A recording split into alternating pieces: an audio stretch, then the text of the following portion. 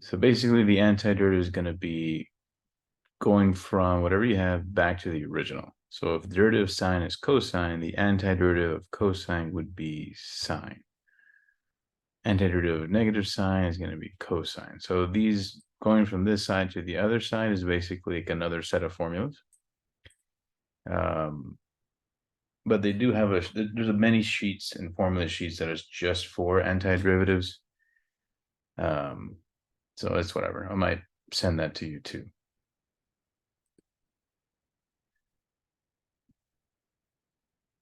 Okay, so let's do 5.1.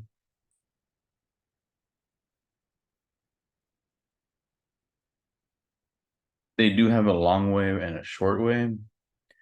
This time I'm not going to make you do it the long way because when we did derivatives, we did that limit rule. We're not going to do it for anti.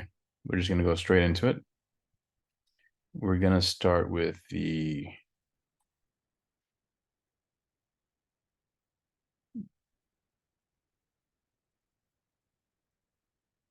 one moment. Where is that note?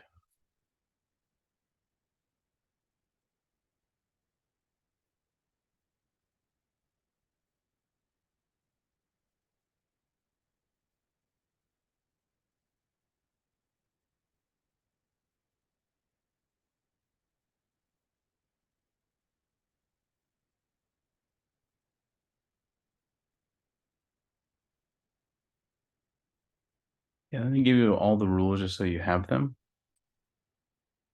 And try to shorten up the idea. So this is 5.1, new chapter. So the fourth test is going to be just chapter 5. It's going to be pretty short. I think after this week, we might not have any more lectures, so we'll see how it goes. For exam 3, what chapters do we have? Chapter 4. Only chapter 4. Mm-hmm. That one's a little longer. So chapter 4 is a little. Chapter 3 and 4 are the longer ones. Okay. 5 is the shortest one. So the exam 3 is on chapter 4, right? Mm-hmm. Okay.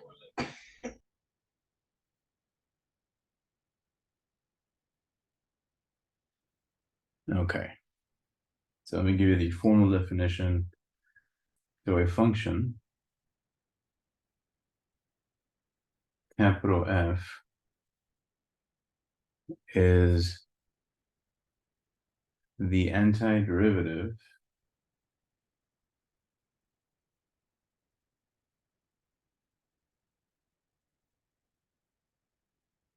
of F on an interval called, let's call it I, where the derivative of the capital F of X is equal to lowercase f of X for all X in I. You cool with this notation? I don't remember if we use it or not. It's been a while.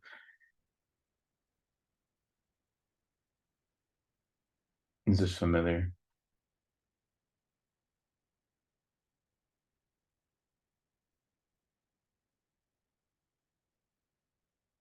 So in plain English, right?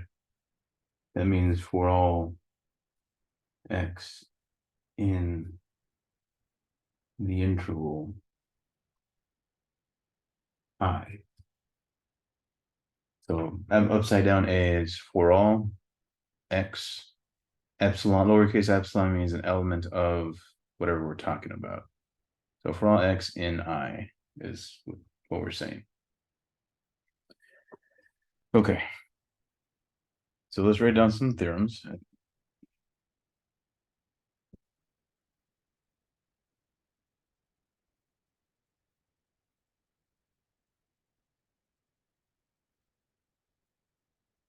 Let me find it 1 second.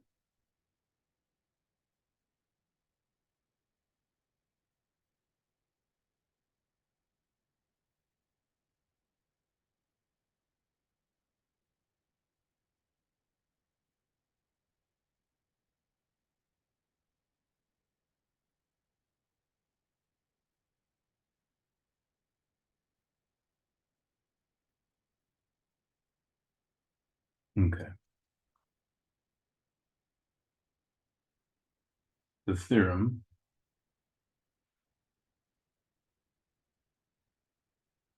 if capital F is an antiderivative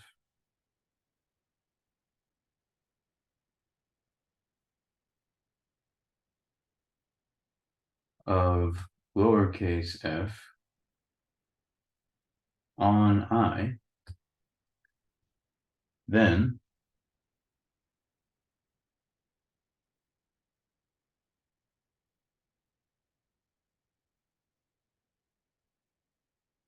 What does antiderivative means? that's what I'm defining right now. Oh, okay. Then G is an antiderivative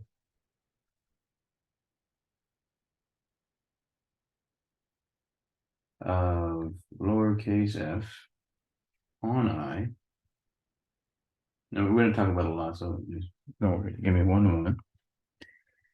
If and only if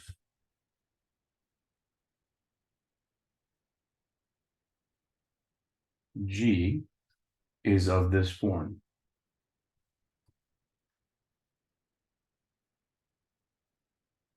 Okay. Capital G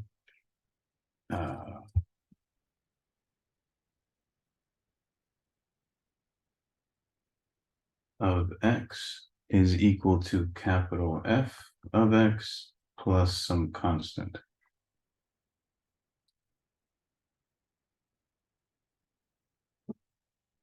For all x in I, where C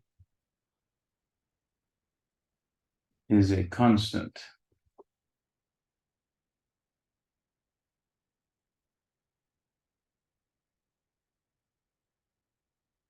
G is also called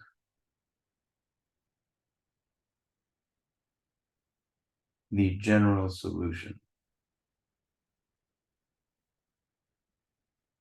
Usually I'll let you guys watch the theory, but since this one's kind of important, I'm going to go over it again, even if you already watched it.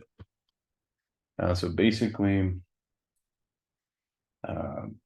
we're defining f to be the antiderivative of lowercase f, but there can be an infinite number of them, right? Because if you take a derivative of this guy, the constant would zero out, and then you would get lowercase f. So that means C can be anything.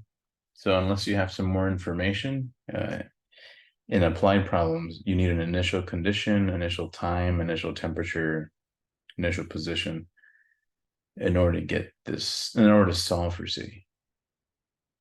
Okay. Because of the nature of the derivative.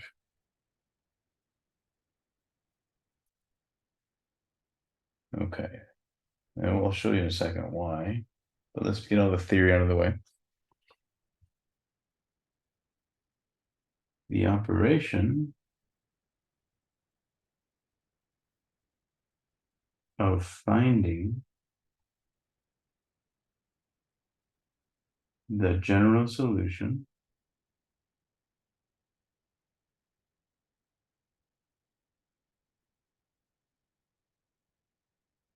is called anti-differentiation.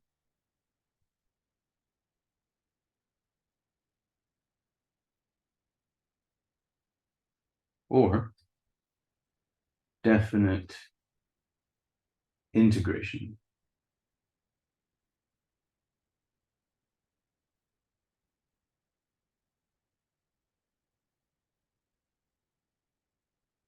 And is denoted by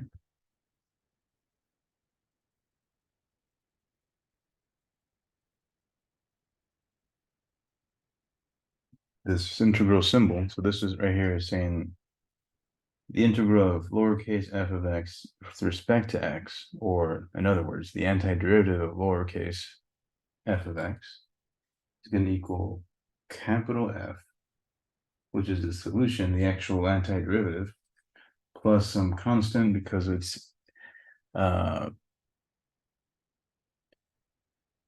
indefinite type. Indefinite. So let me make label what all this means, because right now it might be still kind of new. So this function right here, lowercase f,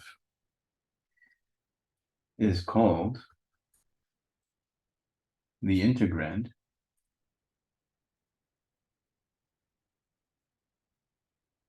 dx is the variable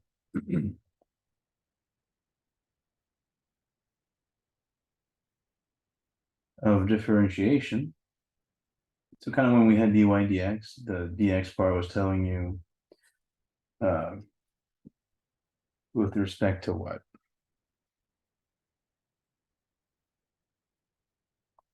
C is a constant, just some constant.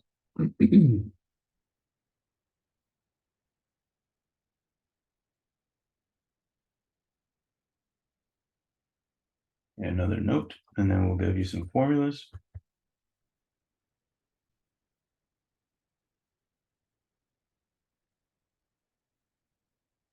Integration is the inverse of differentiation. So it basically undoes your derivative. I'll write it over here.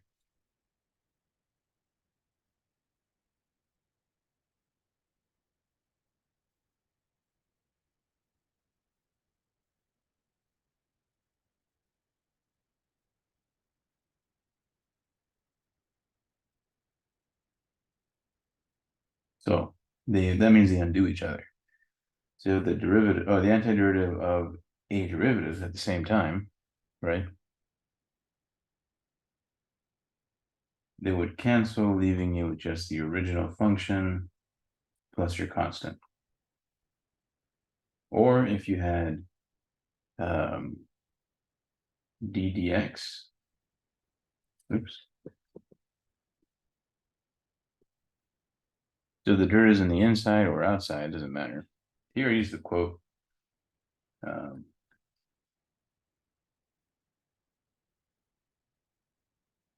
D dx, so the integral f of x dx. One moment.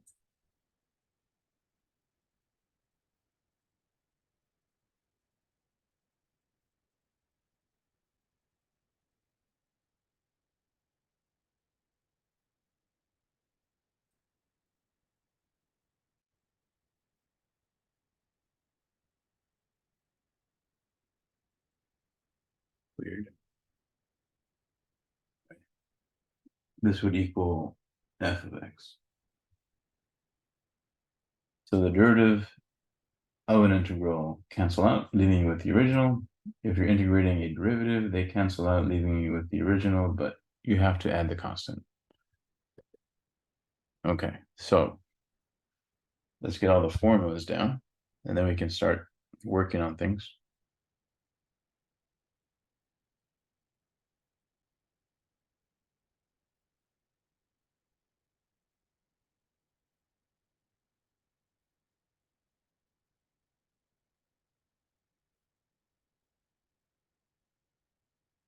One moment, please.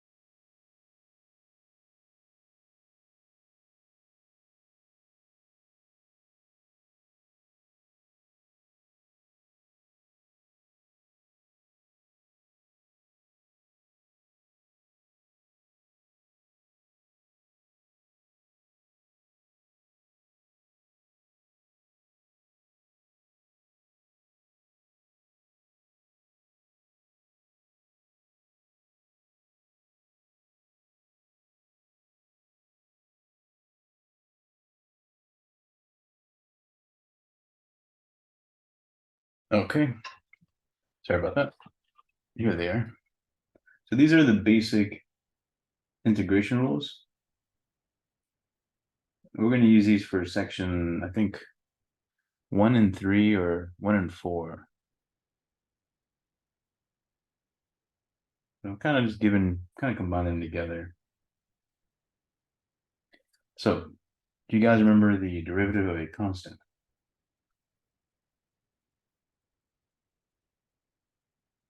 Zero.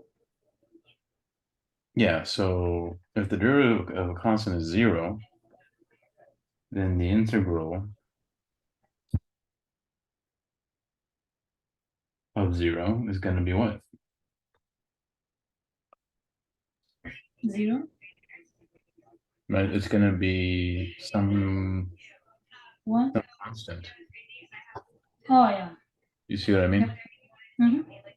The derivative of this is 0, so integral of 0 is back to the constant. We don't know what constant it is because it could be anything. Yeah.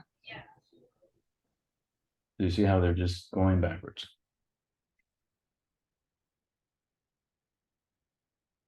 Okay. What if we were to integrate a constant?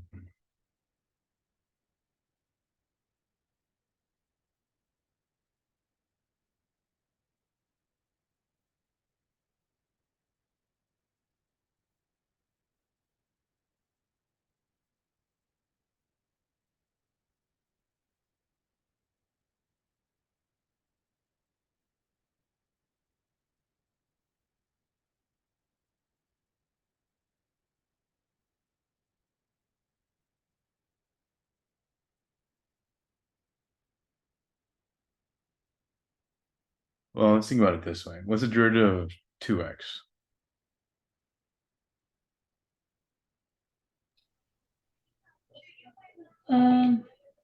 Two. Yeah, it would be 2. So if I integrate 2, I would get 2x, right? Yeah. So this would just be, you know what, let's use a different letter so it doesn't get confusing.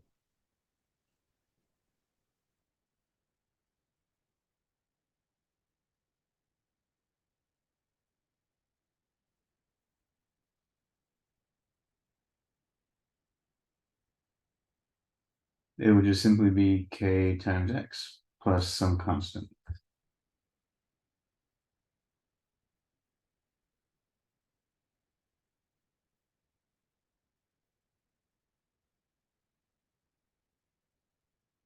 Does that make sense or is that weird?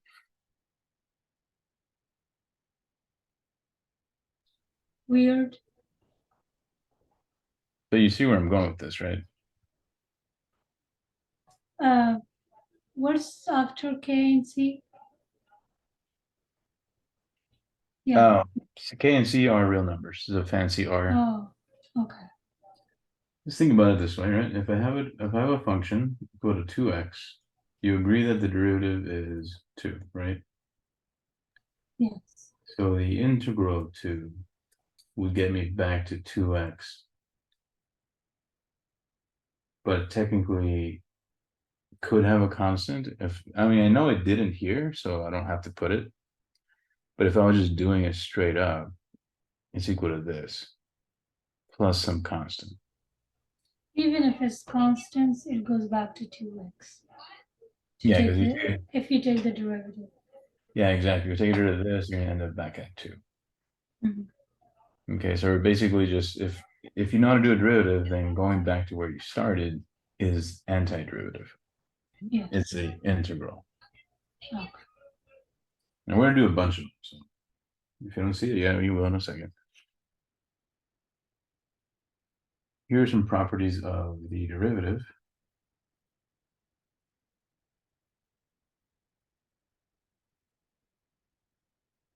You can pull out constants in front and ignore them, and then just deal with the original function. Okay, so any number can be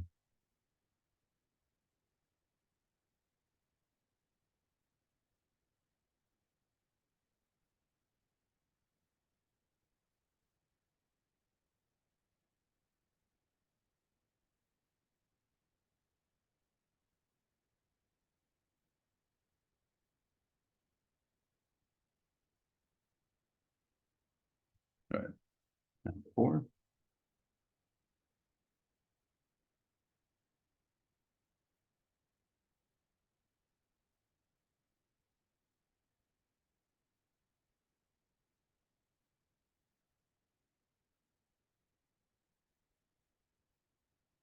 All right, you can also separate them. So if you have a bunch of terms inside, you can integrate term by term.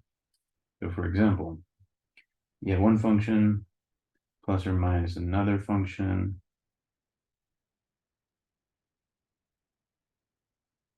You can separate them and then just integrate. You see what I mean? Just do 2 separate problems instead of one weird problem. It's another problem, right? Number 4. Yeah, this is another, these are all separate rules and Oh. formulas. So that one of them says you can pull out constants, another one says you can separate them.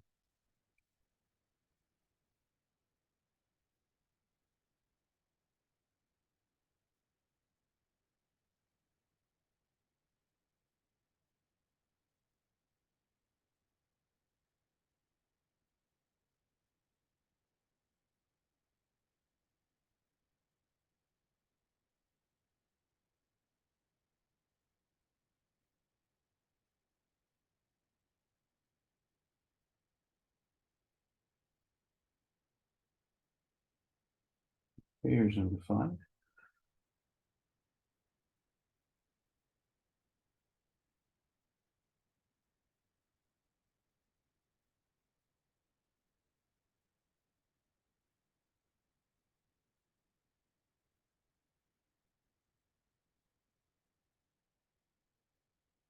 Okay, this one's very important. We're going to use it the most. This is called the power rule, pretty much. So if you have x to the n, where n is just some power, antiderivative is going to be n plus 1 divided by that same number, and then add your constant. Okay. So remember how when we would do the derivatives, we'd pull the number in front and do n minus 1. This is basically the opposite.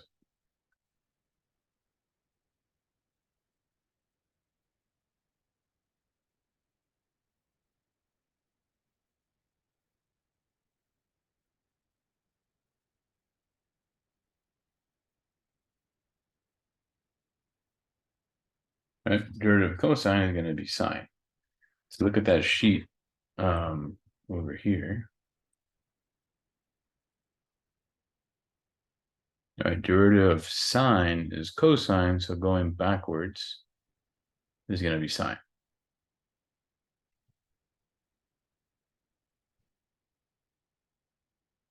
You can see what I mean?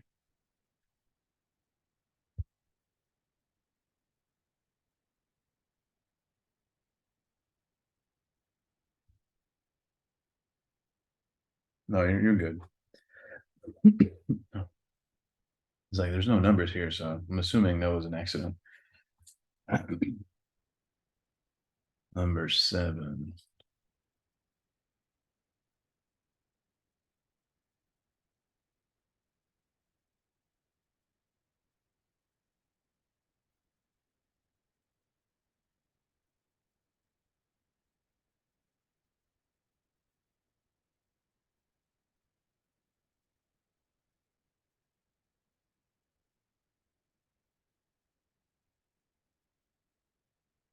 Where is it?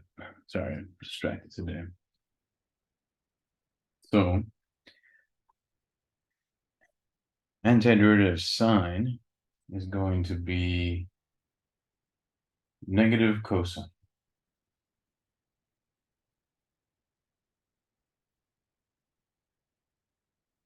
Plus a constant.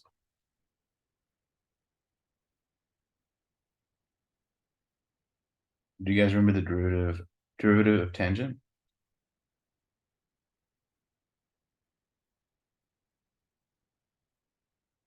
Secant 2 or secant squared, I'm sorry. Yeah, secant squared, right? So if I do the antiderivative of secant, what do you expect?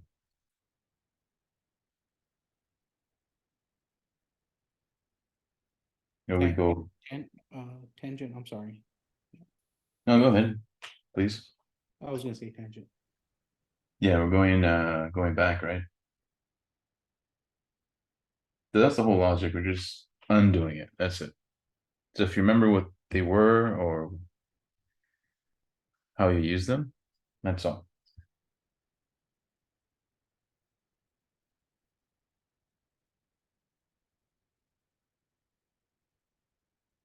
So what is secant tan gonna be? You guys remember?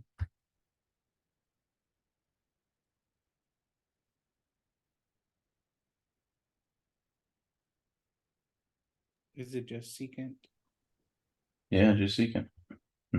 So if you remember the originals, you should be able to undo them. Now, I'm not going to give you some that aren't based off the originals because those would require like calculus too. So I'm only going to give you the ones that you've done before. And if not, I'm just going to give you the formula. 10. Integral of or antiderivative of cosecant x dx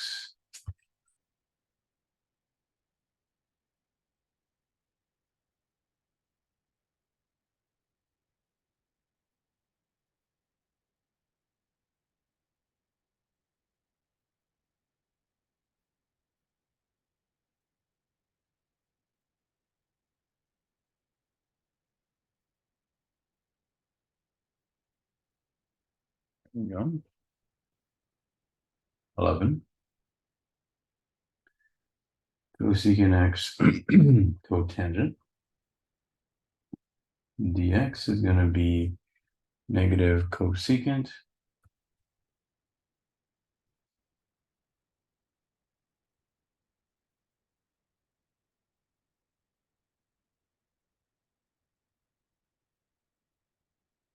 this one is more of a formula.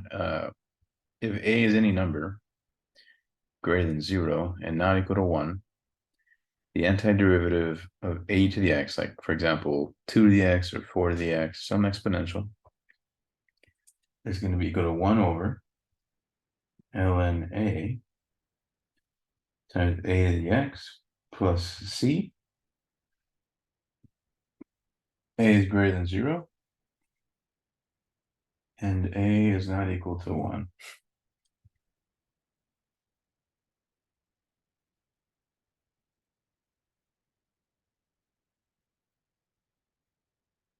What do you expect e to the x to be?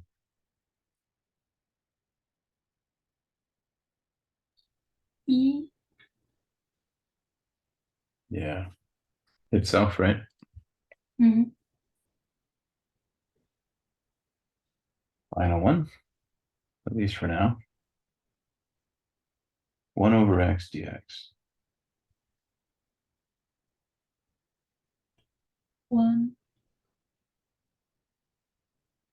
What do you guys think about this one? yeah, it's right. It's a special one.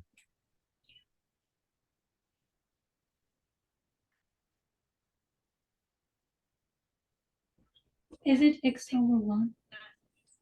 Yeah, it's going to be the natural log. Yeah. Okay.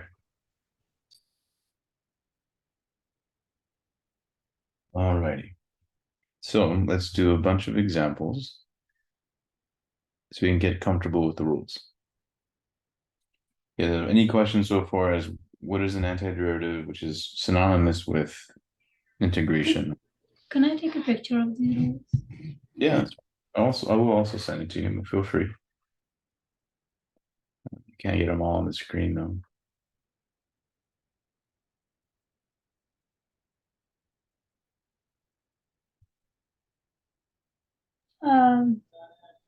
I took a picture on mine.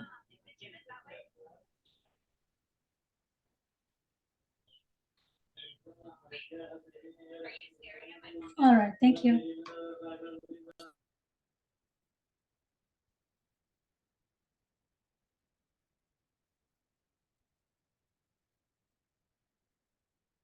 Okay.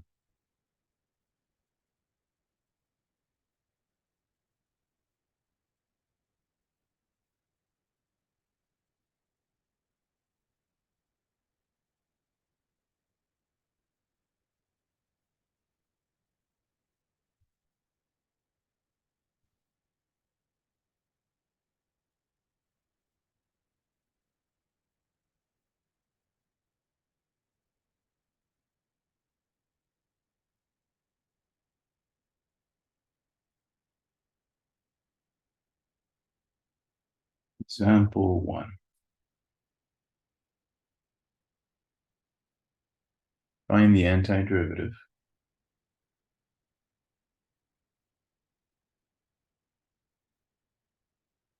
of f of x equal to 2x cubed. All right, so antiderivative of 2x cubed dx.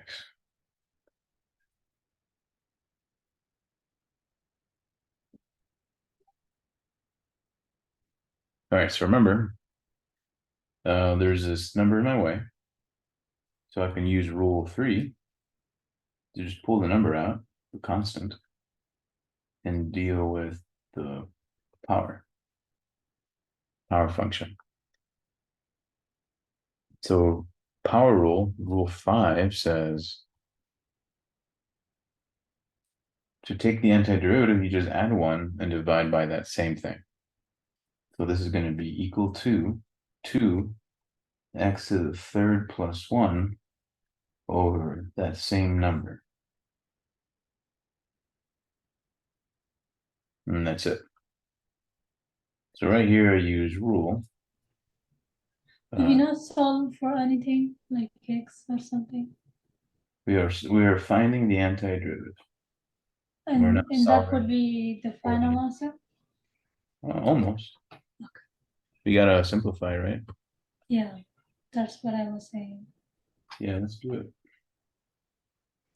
That'll be 2x to the fourth over 4, which is X to the fourth over 2. and this reduces, right? Oh, yeah.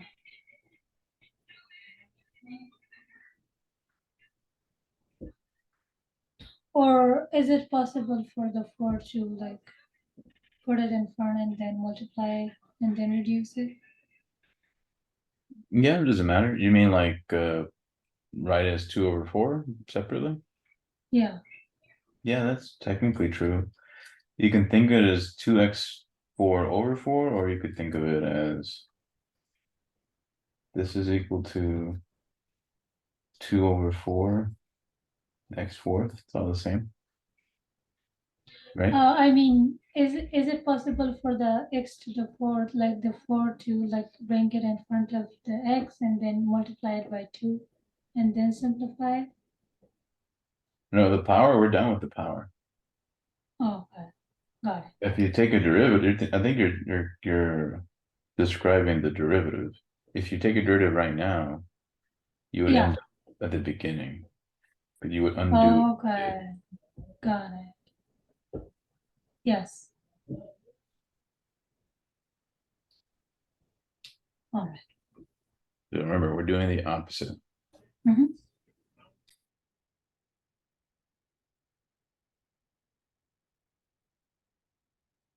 I got it.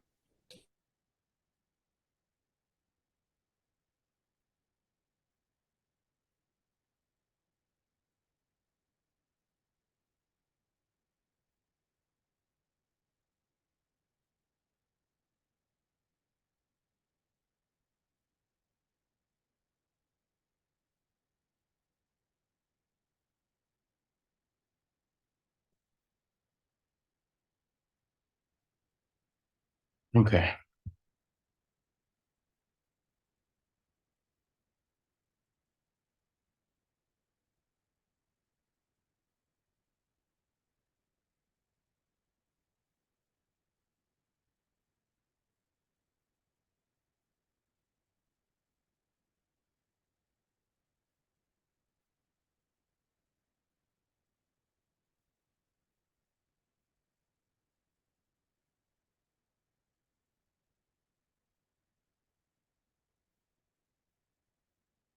Let's do another one. You guys have any questions on the first one?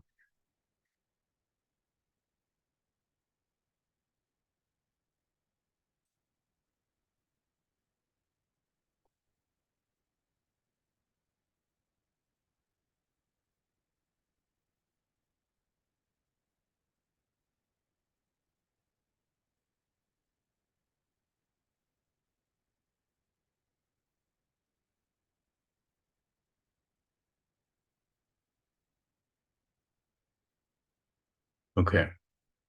So how would you deal? Let's do another one then if you're cool in the first. How would you deal with this? Notice how there's two terms.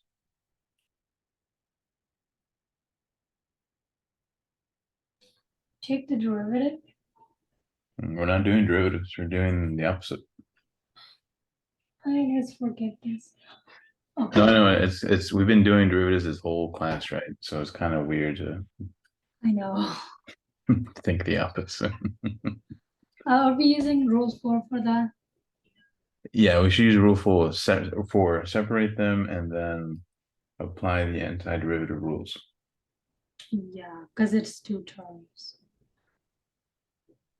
So now integrate this and this one. So this guy is just a power rule, right? Mhm. So be careful, don't mix the power rule from derivatives with the antiderivative. They're different, I was about to. right? So power rule says you add one and And divide divide by by, the. yeah. What about this one?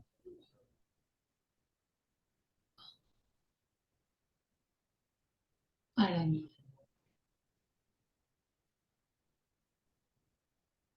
Is it 3 plus Mm. 3? Yeah, this is integral of 3 dx.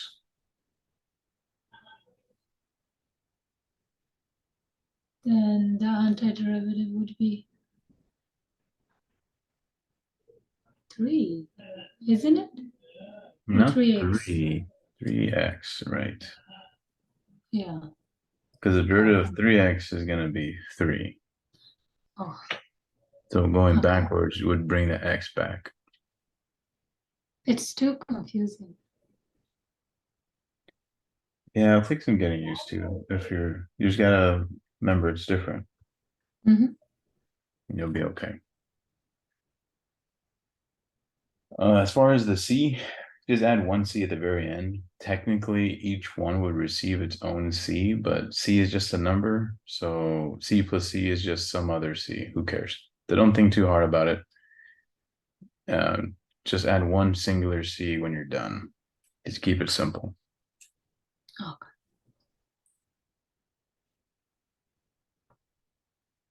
Okay. So those are all the rules. We're gonna do a bunch of them. But the homework.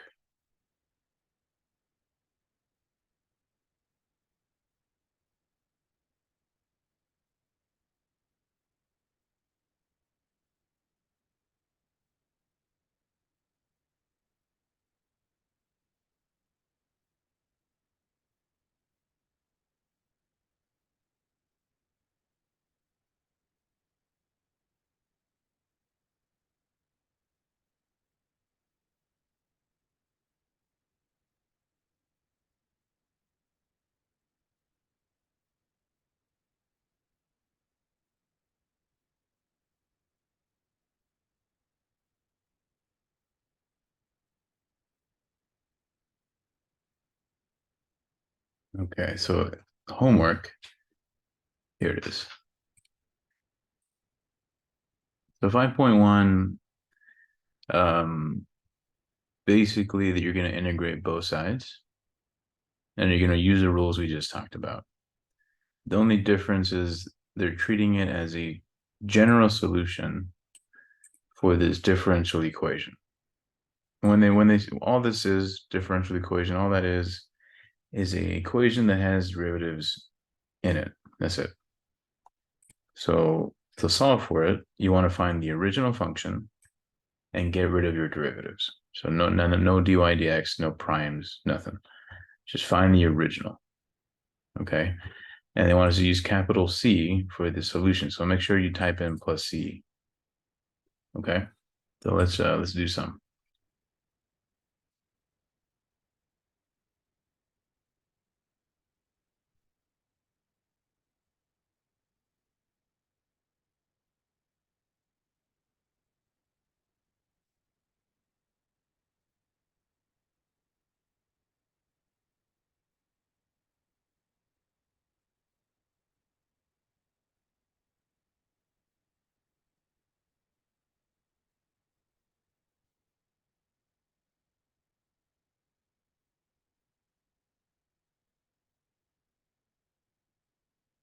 Okay, this guy.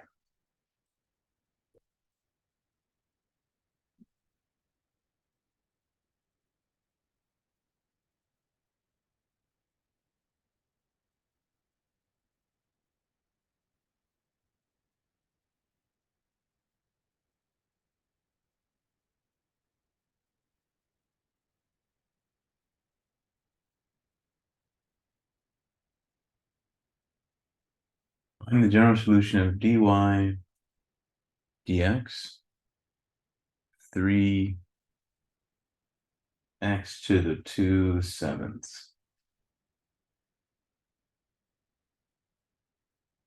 Okay.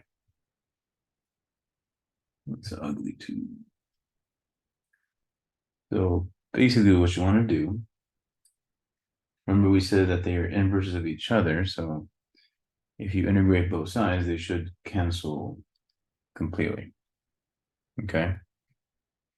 So do derivative antiderivative of both sides with respect to x, right? Maybe I'll do that in the next step. Speed of a meter.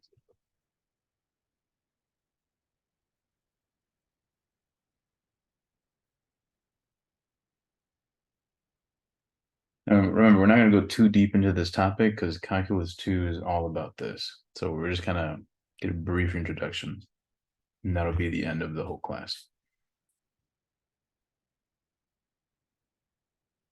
Chapter 5 is the last lecture. Yeah, chapter 5 is the final chapter, and then there's no more till Cal 2. Then you will be done with the class? We're almost done. Very, very close. Yeah, 1 month. And so we might finish this week, I think, maybe next Monday. Good for me. Okay. We'll see how it goes, but we'll know for sure by Wednesday. Or sorry, Thursday. To integrate both sides.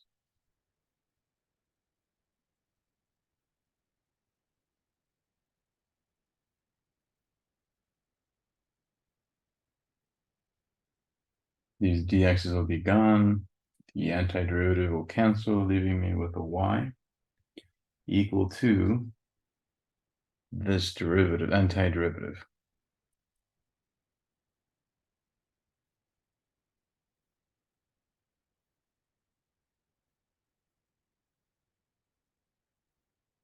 Pull out the 3. And then apply your power rule.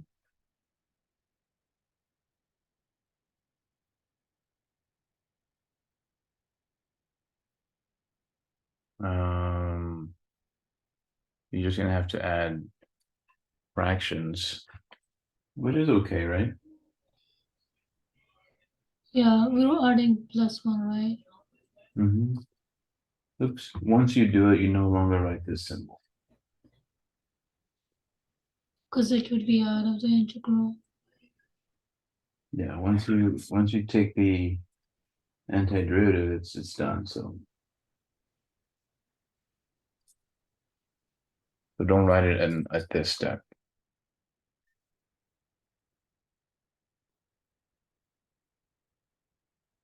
So 7/7. That'll be 9/7, right? Yes. Divided by 9/7. Flip it over and reduce it. That'll give us 7/9 times 3, x to the 9/7 plus c. See. So that will simply be 7/3 x to the 9/7.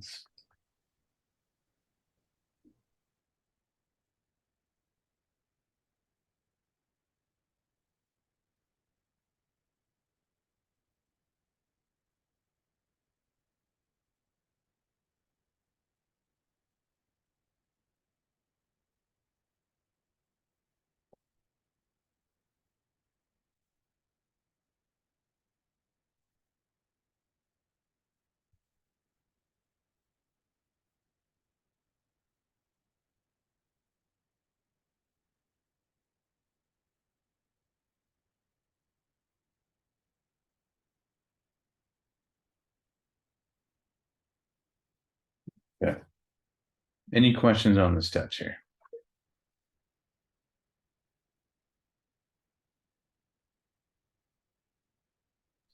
No questions.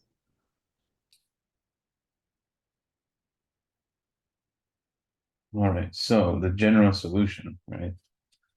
Y is equal to this guy right here. That's what they want. We're solving for the original y function by doing the antiderivative of the differential here. That makes sense?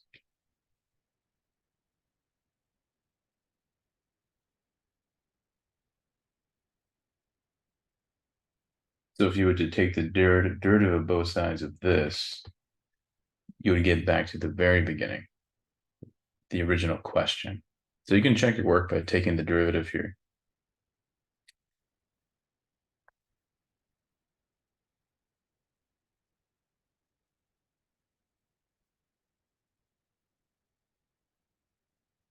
Okay.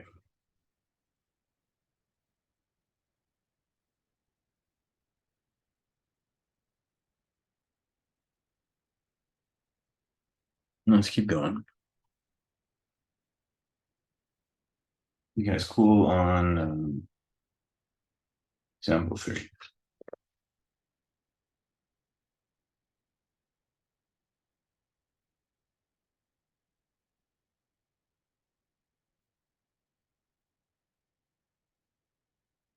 Okay.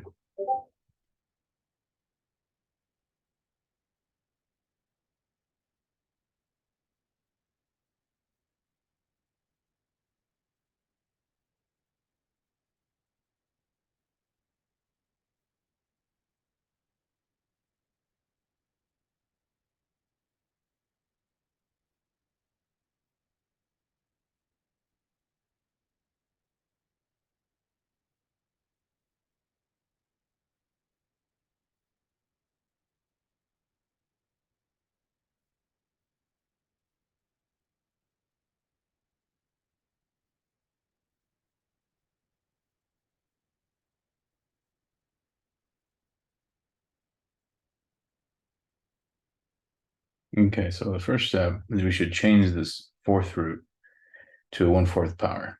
All right, you guys remember this formula, right? Rules of exponents. Yes.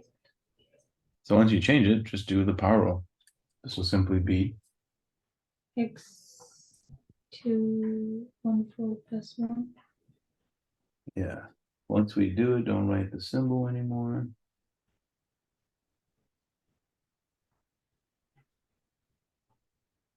And add your constant.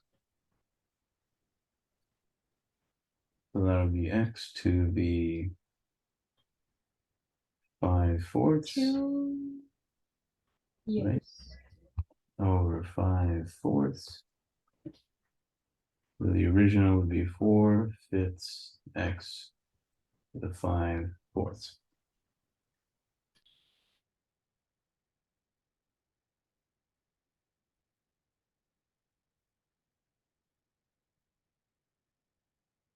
Not too bad, right?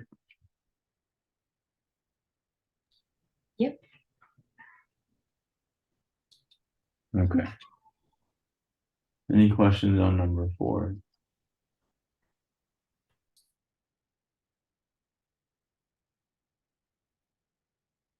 All right. So let me know anytime. This time I'm not going to use X, I'm going to use theta. So you can see that it's all the same. The integral of theta squared plus secant squared d theta is equal to 2 plus 1. Oh, let's separate them first, right? So it's not weird. mm. Yep. That's also this fourth rule, right? Yeah. So right here we did power rule, which is, I remember, 5.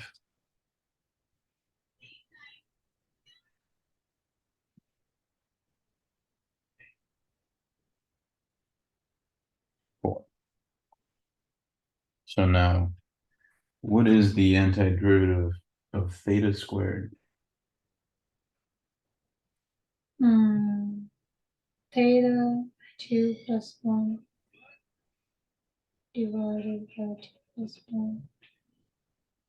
And antiderivative of secant squared? It would be the same thing, I guess. Oh, is it secant? It's one of the rules.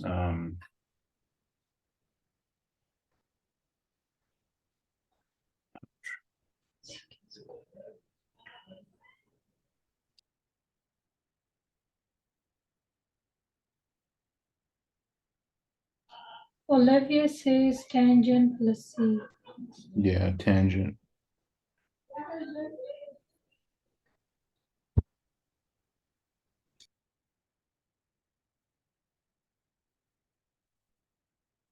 So that's it.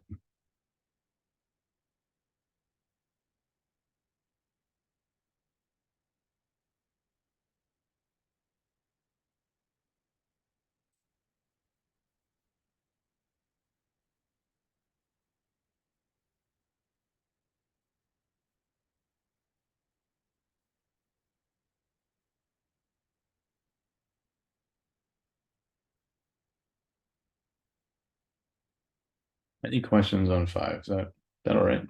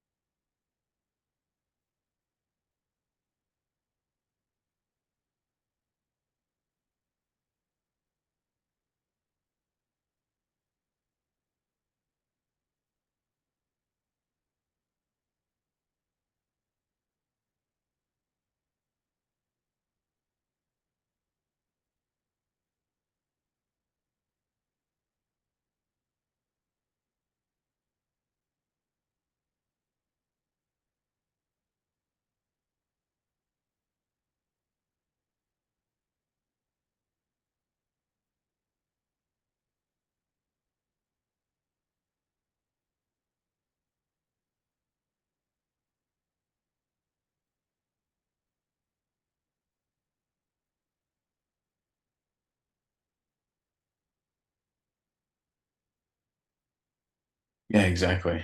So it's all the same. It's just instead of an X, I have thetas. So it could be W's, could be whatever. Who cares? Doesn't matter.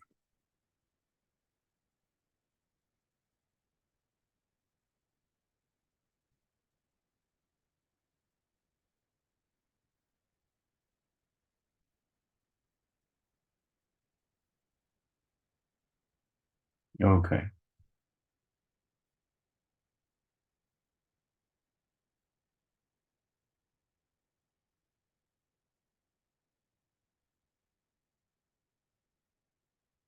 The same thing here, right? How would you start? Separating them? Yeah, we should separate. Then after that, what would you want to do? take the integral?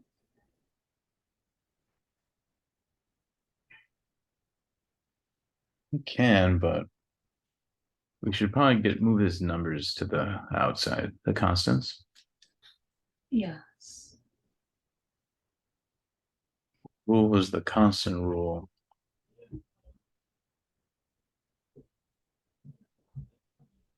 Are we just moving it to the front, or is there anything to do? Yeah, just pull out in front, right? Yeah.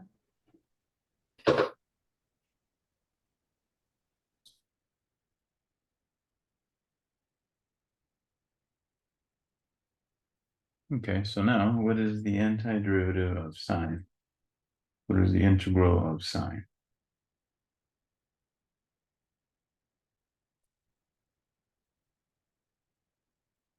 Yeah, it's going to be negative. Cosine. We don't need the bracket, I guess.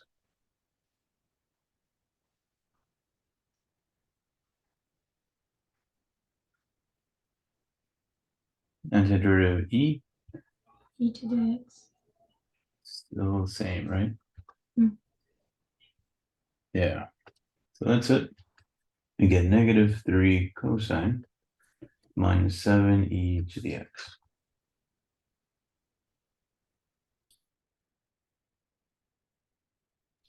It's easy when you do it, but if I do it on my own, it's too hard. Yeah, I mean that's how it goes. You have to practice it so you I can know. Yeah. so you can pick it up. Mhm. But I feel you. I know what you mean. I'm sorry, what? Yeah, I understand what you're saying though. Oh, okay.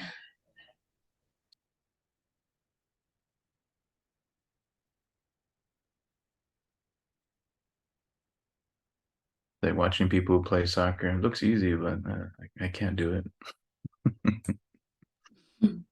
Looks easy on TV. Yeah, but it's hard. Yeah, it takes practice for anything. Yeah, right. Okay. That's good. Because when we are reviewing the basics, right? Kind of reinforcing it.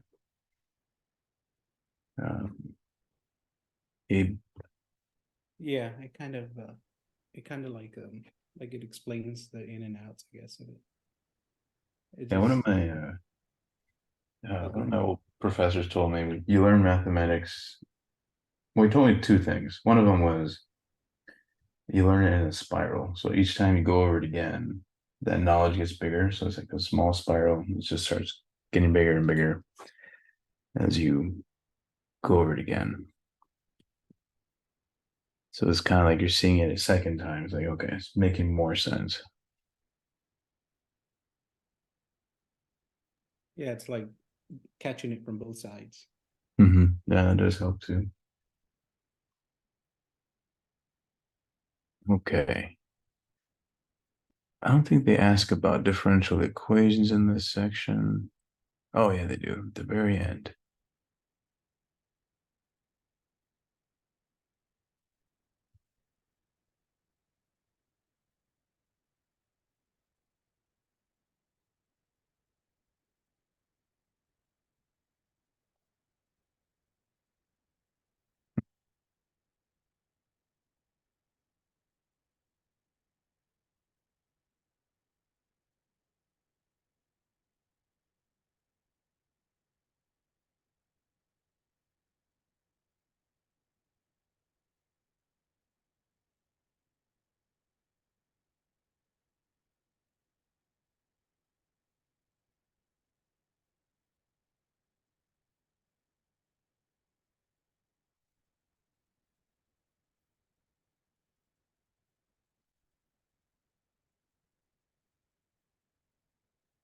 Okay.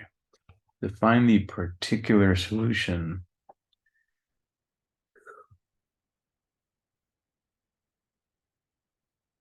Oh, excuse me, of the differential equation.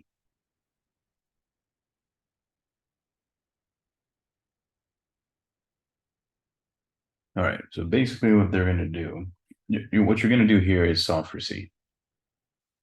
Okay, so they're going to give you a derivative and an initial condition. They're going to say, well, at 0, this function, the original function, is 7.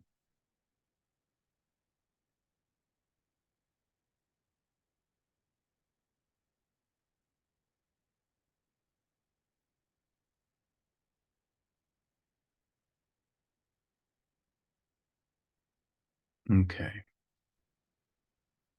So in order to find the original, remember we said, well, you got to take the antiderivative, right? The integral of f.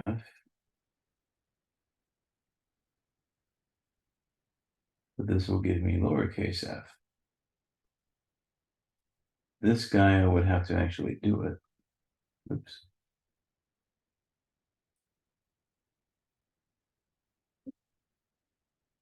So power rule, right? What's going to be the antiderivative of x?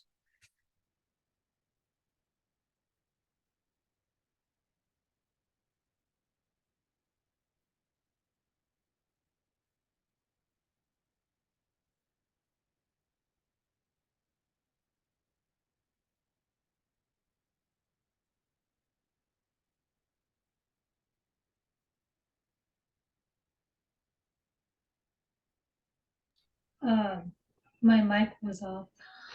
So are we adding 1? Yeah, there's always a 1 there, right? So you got to add Yeah, so we add 1 and it would be 4x squared. the. Yeah, exactly.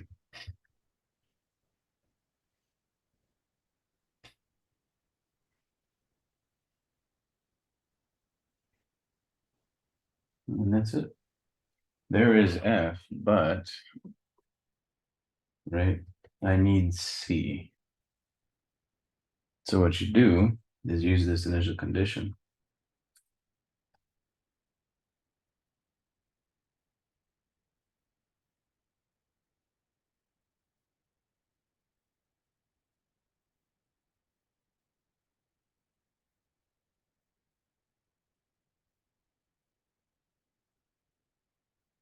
So it says f of 0 is equal to 7. So when I plug in 0, that means it's equal to 7.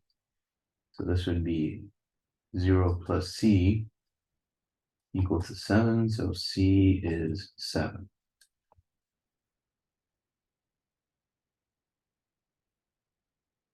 Okay, so our particular solution is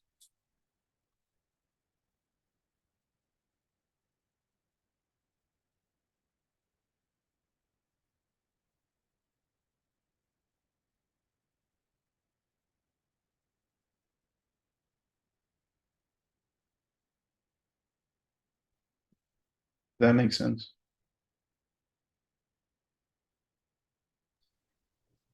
Yep.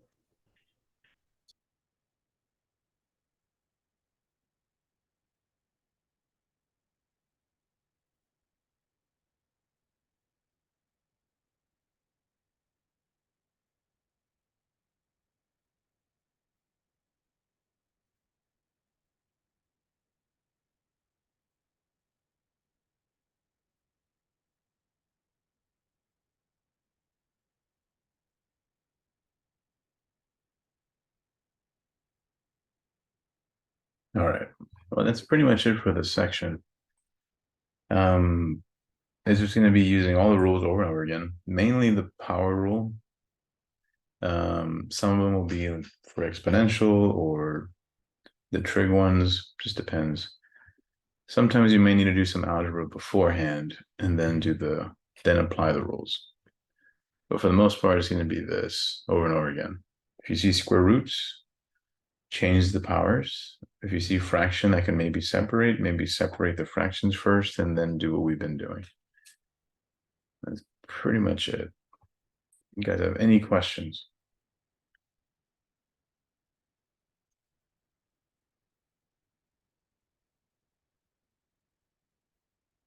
No questions. Oh yeah, sure. At the very bottom, there's an acceleration question. So do you guys remember way back when we said the derivative of position function is velocity. Derivative velocity was acceleration, right? And it comes up in physics if you've taken physics. I think in that class they might call it the change in position and the change in velocity, but change is delta x, which corresponds to the dx. But anyway, the very bottom, see, assume your acceleration function is this. That looks like gravity. With the initial velocity, with what initial velocity must the object be thrown upward to reach the top of the National Monument, 530 feet? Okay. So we're going to integrate this. Use this information to find C and give them the, yeah, that's what it is. Let's go ahead and do it.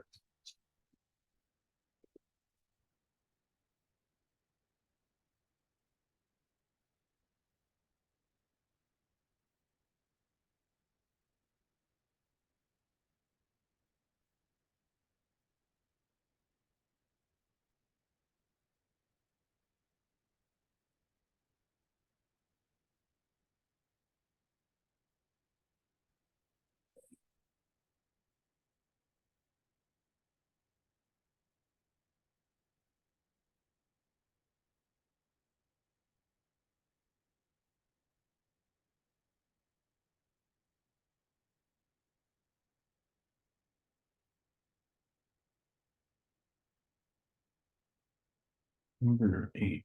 Yeah.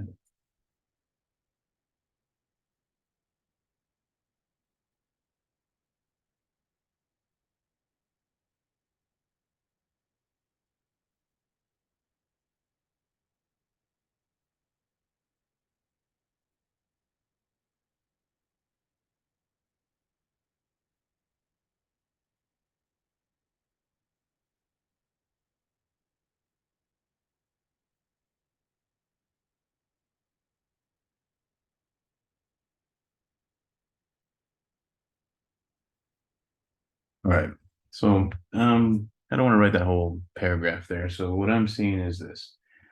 We have an acceleration function equal to negative 32t. Or sorry, negative 32 feet per second, which is the force of gravity pointing down. Now, they're giving us an initial velocity. So they're saying that v of 0 is equal to, let me see. Actually, no. No, excuse me. One moment.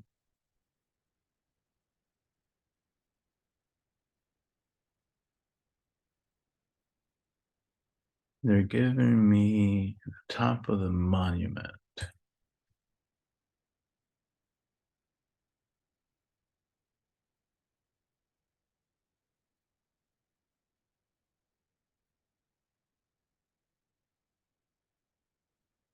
We want to find v sub 0 or v naught.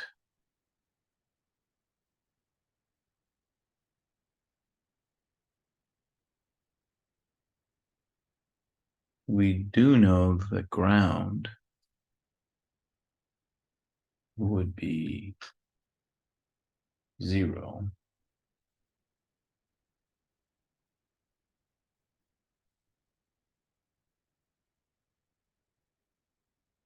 Top of the National Monument.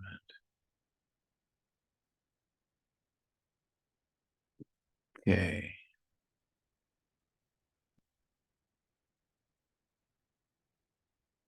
All right, well, let's figure it out. If I take the antiderivative of both sides, right?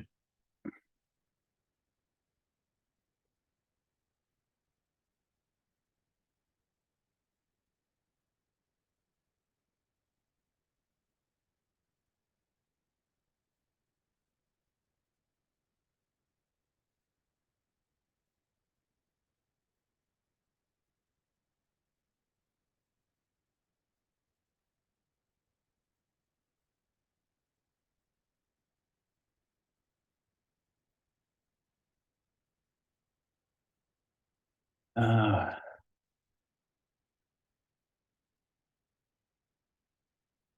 it's tempting to use some of those formulas. But let's see if we can derive them. This should be familiar though. I should be using T, not X.